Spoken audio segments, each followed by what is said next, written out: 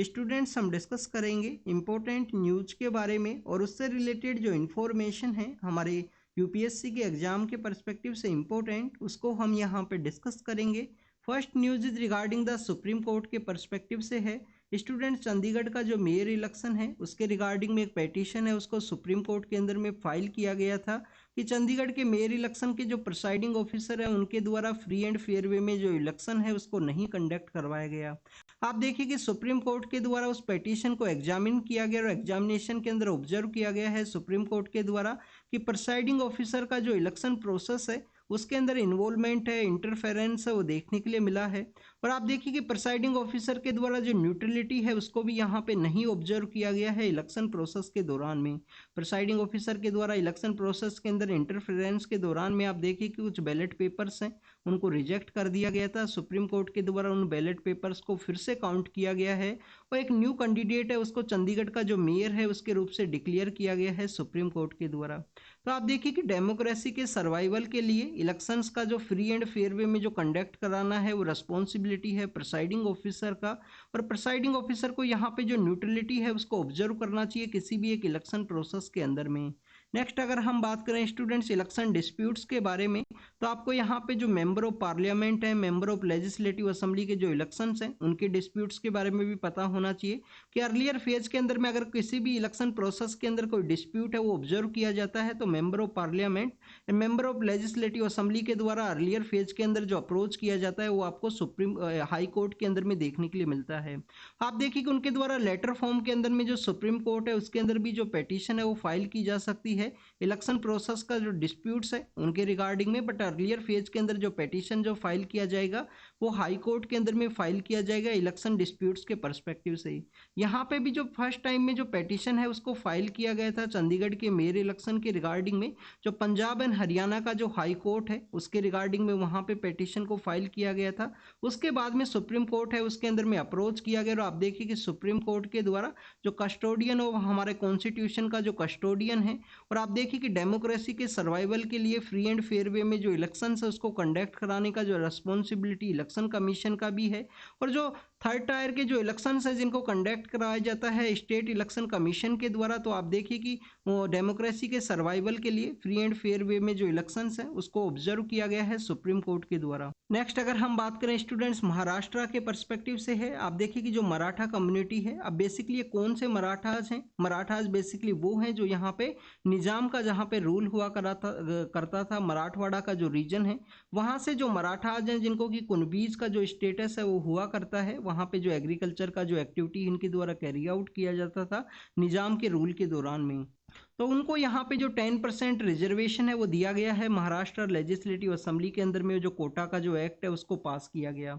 Students earlier phase के अंदर भी जो मराठा कम्युनिटी है उनको रिजर्वेशन है वो प्रोवाइड किया गया था महाराष्ट्र स्टेट के द्वारा और आप देखिए कि उसको सुप्रीम कोर्ट के द्वारा रिजेक्ट किया गया था। अर्लियर फेज के अंदर जो रिजर्वेशन है जिसको प्रोवाइड किया गया बेसिकली अर्लियर फेज का जो रिजर्वेशन प्रोसेस है उसके अंदर में जो ब्रीच है जो कैपिंग जो लगाया गया था सुप्रीम कोर्ट के द्वारा इंदिरा साहनी केस के अंदर में उसको ब्रीच किया गया था महाराष्ट्र लेजिस्लेटिव असेंबली के उस एक्ट के द्वारा। जो टोटल रिजर्वेशन है उसका जो 50% जो कैपिंग हुआ करता था उसको यहाँ पे ब्रीच किया गया था। इसके अलावा स्टूडेंट्स अगर हम बात करें जो सोशियो इकोनॉमिक कंडीशंस हैं उसके बेसिस पे भी वहाँ पे ऑब्जर्व किया गया मराठा कम्युनिटी के रिगार्डिंग में। उसके रिगार्डिंग में भी सुप्रीम कोर्ट के द्वारा उस रिजर्वेशन का जो प्रोसेस है उसको रिजेक्ट कर दिया गया था अर्लियर फेज के अंदर में। यहाँ पे जो बेसिकली जो मराठा कम्युनिटी है जिनको रिजर्वेशन है वो प्रोवाइड किया गया है बेसिकली ये रिजर्वेशन उनको ही है जिनको कि कुनबीज का जो स्टेटस है वो हुआ करता था निजाम का जो रूल है उस समय में। स्टूडेंट 2023 का जो सितंबर का जो मंथ है उसके अंदर जो 17 सितंबर का जो डे है उसके रिगार्डिंग में हमने रीड किया था कि जिसके अंदर में जो देखिए कि मराठवाड़ा का जो लिबरेशन डे है उसके रूप से भी सेलिब्रेट किया जाता है उस डे को। और हमारे यहाँ पे जो हैदराबाद जो स्टेट हुआ करता था उसको कैसे इंडिया के साथ में इंटीग्रेट किया गया है हमारी गवर्नमेंट के द्वारा उस समय में जो ऑपरेशन पोलो है उसको लॉन्च किया गया था एज ए पुलिस एक्शन के थ्रू में हैदराबाद है उसको इंटीग्रेट किया गया था इंडिया के साथ में। तो उसको भी हम रीड करते करते हैं। जो मराठवाड़ा का जो एरिया है वहाँ पे आपको 11 से लेकर 13 के आसपास जो डिस्ट्रिक्ट्स हैं वो देखने के लिए मिलते हैं। आप देखिए कि मराठवाड़ा के एरिया के जो डिस्ट्रिक्ट्स हैं उनको उसी समय में जो महाराष्ट्र है उसके अंदर में ऐड किया गया था। 1960 का जो एरा है जब महाराष्ट्र जो स्टेट है उसको अलग से क्रिएट किया गया, बॉम्बे स्टेट को बाइफर्केट किया गया, गुजरात स्टेट के रूप से बनाया गया है गुजराती स्पीकिंग पीपल्स के लिए, और जो मराठी स्पीकिंग पीपल्स हैं उनके लिए जो महाराष्ट्र का जो स्टेट है उसको बनाया गया था। स्टूडेंट्स, क्या महाराष्ट्र और जो गुजरात है उसके रिगार्डिंग में कुछ स्पेशल प्रोविजन है वो भी देखने के लिए मिलता है क्या स्टूडेंट? तो आप देखिए कि आर्टिकल जो 371 है इसके बारे में आप रीड करना। आर्टिकल 371 की काफ़ी सारे क्लोज हैं जिसके अंदर में मेंशन किया गया है डिफरेंट डिफरेंट स्टेट्स के रिगार्डिंग में कुछ स्पेशल प्रोविजंस हैं उनके बारे में। तो आर्टिकल 371 है उसके अंदर में बेसिकली जो ओरिजिनल आर्टिकल 371 है कोई क्लोज नहीं स्टूडेंट्स, वहाँ पे गुजरात और महाराष्ट्र के रिगार्डिंग में जो स्पेशल प्रोविजन है वो आपको देखने के लिए मिलता है। नेक्स्ट अगर हम बात करें पीएम सर के द्वारा काफ़ी सारे जो प्रोजेक्ट्स हैं उनको जम्मू एंड कश्मीर के अंदर इनोग्रेट किया गया, और इनोग्रेट करते हुए आप देखिए कि उनके द्वारा कहा गया है कि जो गल्फ कंट्रीज हैं वो इन्वेस्ट करना चाहते हैं जम्मू एंड कश्मीर का जो रीजन है वहाँ पे। आप देखिए कि काफ़ी सारी डॉक्यूमेंट्रीज आपको देखने के लिए मिलती हैं कि जम्मू एंड कश्मीर के अंदर लास्ट 2-3 ईयर्स के अंदर में जिस तरीके से जो स्पोर्ट्स का जो एक्टिविटीज़ हैं, स्पोर्ट्स का जो अकेडमीज हैं उनको किस तरीके से वहाँ पे डेवलप किया गया है उसके रिगार्डिंग में काफ़ी सारे जो डिफरेंट डिफरेंट मीडिया की जो एजेंसीज हैं उनका रिपोर्ट्स आपको देखने के लिए मिलती हैं।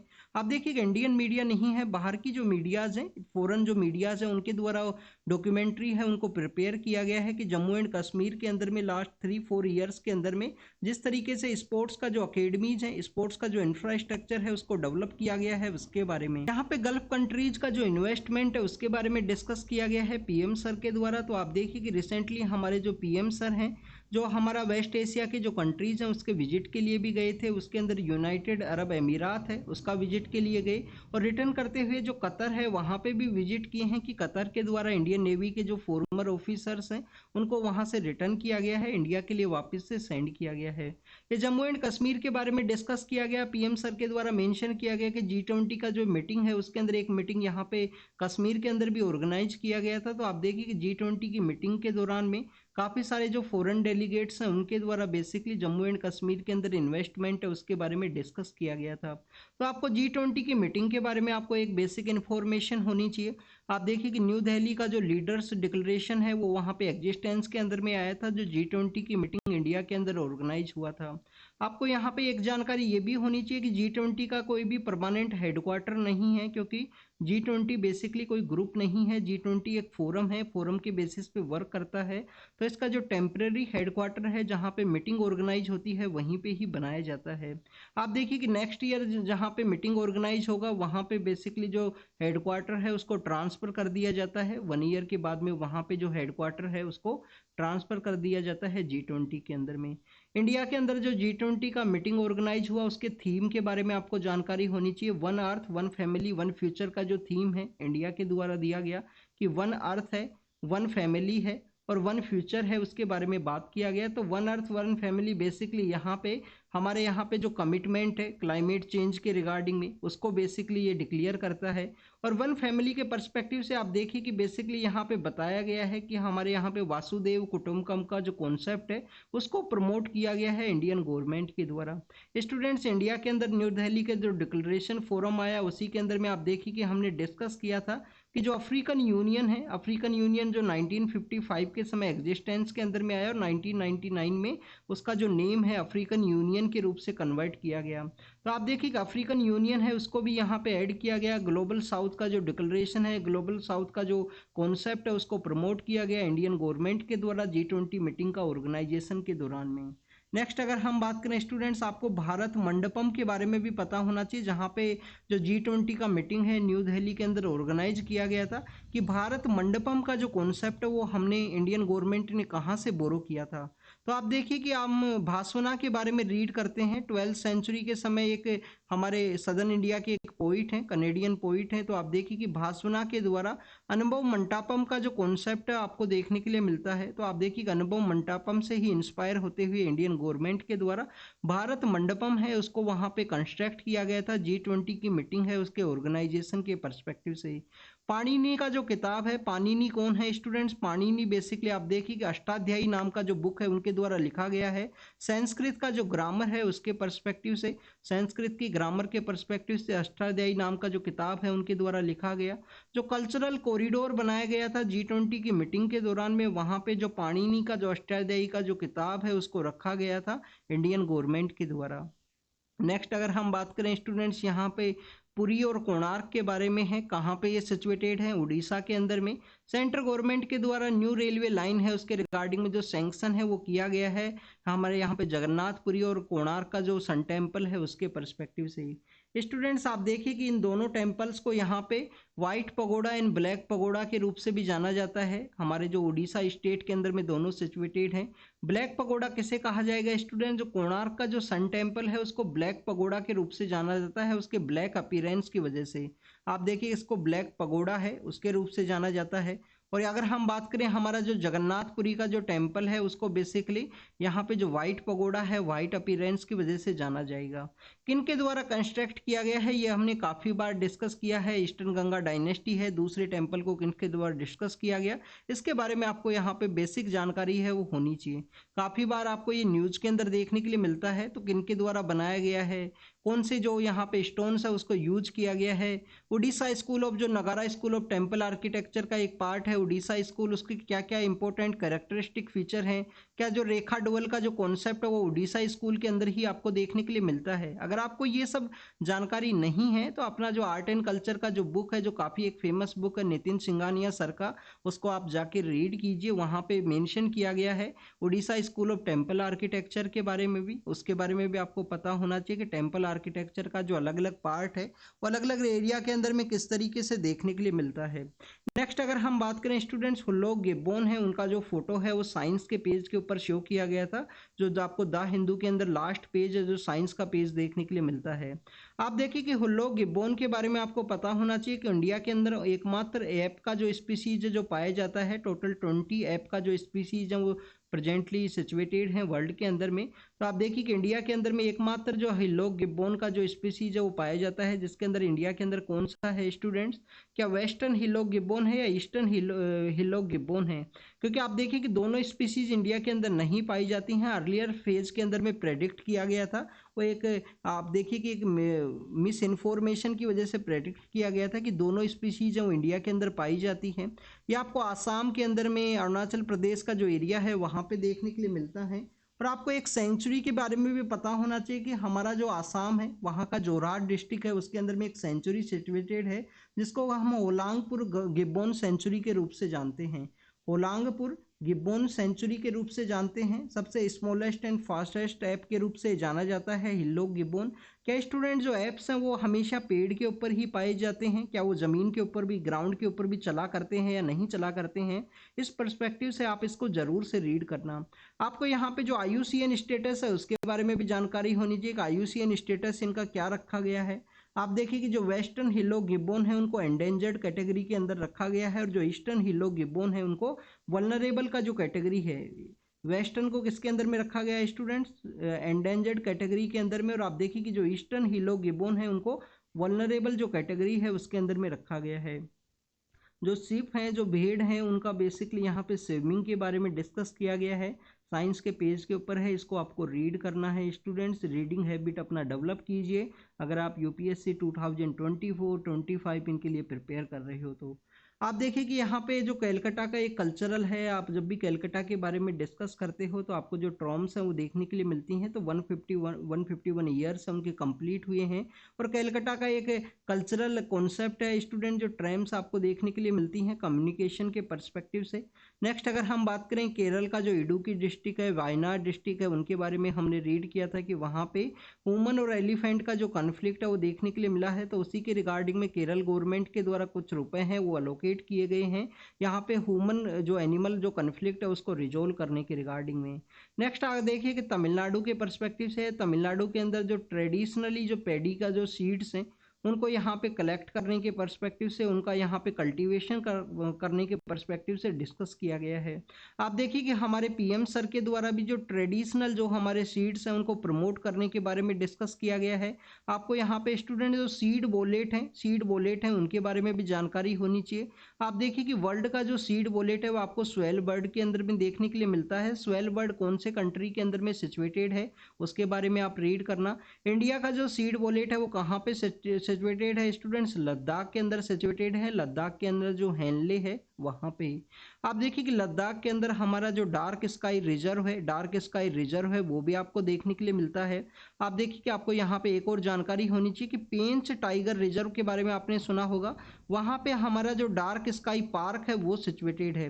डार्क स्काई पार्क कहाँ पे सिचुएटेड है? पेंच टाइगर रिजर्व के अंदर में, लद्दाख के अंदर में है डार्क स्काई रिजर्व। वहीं पे ही हमारा जो सीड वॉलेट है, जो ट्रेडिशनल सीड्स हैं जिनको प्रिजर्व करके रखा गया है कि अगर कोई डूम्सडे का सिचुएशन क्रिएट होता है, हमारे यहाँ पे पृथ्वी के अंदर में कोई भी टू मच जो क्राइसिस देखने के लिए मिलता है, तो वहाँ पे सीड्स हैं उनको प्रिजर्व किया गया है कि वहाँ से जो सीड्स हैं वो जर्मिनेट होंगे और आने वाले समय में हमारा जो अर्थ है उसका सर्वाइवल देखने के लिए मिले। कोई भी मिस हैपनिंग होता है वर्ल्ड के अंदर में तो उसके रिगार्डिंग में। नेक्स्ट अगर हम बात करें स्टूडेंट्स, यहाँ पे डिस्कस किया गया है इंडिया की कुछ रियल थ्रेट्स हैं उनके बारे में। तो आप देखिए कि हमारे फॉर्मर एनएसए हैं, नेशनल सिक्योरिटी एडवाइजर, उनके द्वारा इसको डिस्कस किया गया है कि 17 लोकसभा है उसका जो टेन्योर है वो यहाँ पे कंप्लीट होने वाला है। और आप देखिए कि हमारे इंडिया के अंदर में इंटरनल सिक्योरिटी के जो थ्रेट्स तो हैं ही, उसके अलावा कुछ कॉन्स्टिट्यूशनल थ्रेट्स हैं वो भी यहाँ पे इमर्ज हुए हैं कि अपोजिशन के जो लीडर्स हैं उनको प्रॉपर वे में यहाँ पे जो डिस्कशन है, पार्लियामेंट्री डिस्कशन एंड डिबेट है, उसके अंदर में पार्टिसिपेट ना करना, नॉर्थ एंड साउथ का जो डिवाइड देखने के लिए मिलना, जो पार्लियामेंट का जो प्रोडक्टिविटी है वो कंटिन्यूस डिक्लाइन होना, और कमेटी स्टेज है उसके लिए जो बिल्स हैं उनको ना रेफर करना। ऐसे डिफरेंट पॉइंट्स हैं उनके पर्सपेक्टिव से इनके द्वारा डिस्कस किया गया है कि पार्लियामेंट्री डेमोक्रेसी है उसके सर्वाइवल के लिए अपोजिशन का भी जो डिस्कशन है उसके अंदर पार्टिसिपेट करना जरूरी है। और ये गवर्नमेंट का रिस्पॉन्सिबिलिटी है कि अपोजिशन की रिगार्डिंग में जो कॉन्फिडेंस बिल्डिंग मेजर्स हैं उनको यहाँ पे क्रिएट किया जाए, पार्लियामेंट के अंदर में जो प्रोडक्टिविटी है वो यहाँ पे इंक्रीज हो, जिससे कि हेल्दी डिस्कशन है वो देखने के लिए मिले।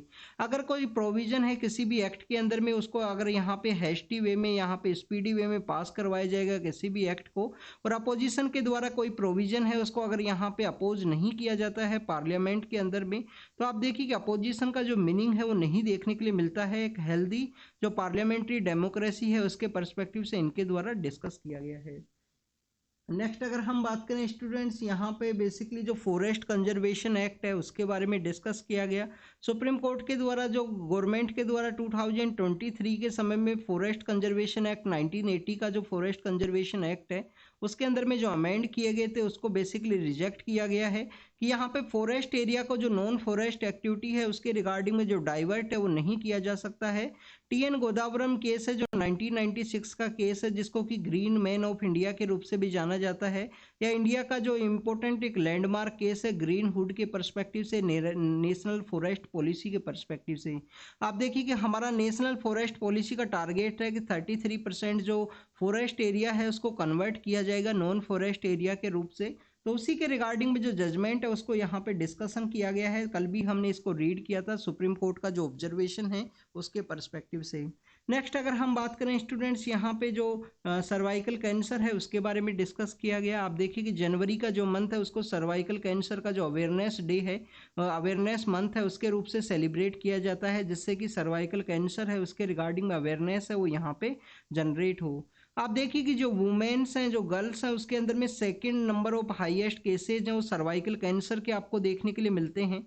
आप देखिए कि सेकंड नंबर ये जो केसेज हैं वो सबसे ज़्यादा आपको वुमेन्स के अंदर में देखने के लिए मिलेगा।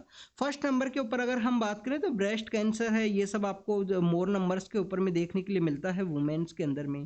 तो आप देखिए कि सर्वाइकल कैंसर है उसके रिगार्डिंग में HPV ह्यूमन पिपिलो वायरस जो वैक्सीन है उसको भी डेवलप किया गया है। इस वायरस का जो इम्पैक्ट है वो बेसिकली वोम्ब का जो बेसिकली अगर हम बात करें जो ओपनिंग एरिया है वहाँ पे ये जो कैंसर का जो इन्फेक्शन है वो देखने के लिए मिलता है। तो आप देखिए कि बजट सेशन के अंदर हमारे जो फाइनेंस मिनिस्टर हैं उन मैम के द्वारा यहाँ पे सर्वाइकल कैंसर के रिगार्डिंग में जो वैक्सीनेशन प्रोसेस है उसको डिस्कस किया गया था। तो आप यहाँ पे स्क्रीनिंग प्रोसेस के बारे में डिस्कस किया गया है कि उनका प्रॉपर स्क्रीनिंग हो। यहाँ पे जो वुमेन्स हैं 9 to 14 एज का जो वुमेन्स हैं सॉरी गर्ल्स हैं उनके रिगार्डिंग में जो वैक्सीनेशन प्रोसेस है उसको कैरी आउट किया जाए।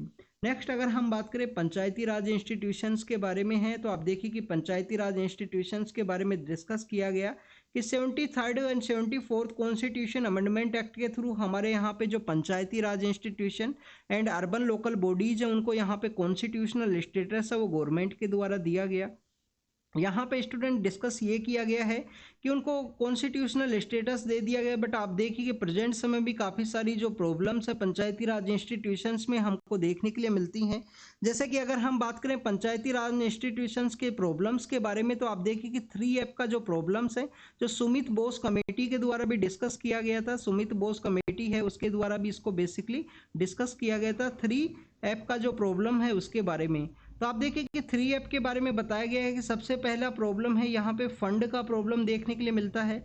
तो फंड के पर्सपेक्टिव से डिस्कस किया गया है कि ओनली 1% जो रिवेन्यू है वो पंचायती राज इंस्टीट्यूशन के द्वारा या लोकल सेल्फ गवर्नेंस के जो इंस्टीट्यूशन है उनके द्वारा खुद से जो जनरेट है वो किया जाता है, क्योंकि उनके द्वारा मोर जो टैक्सेशन है प्रॉपर्टी टैक्सेज है उनका कलेक्शन यहाँ पे नहीं देखने के लिए मिलता है।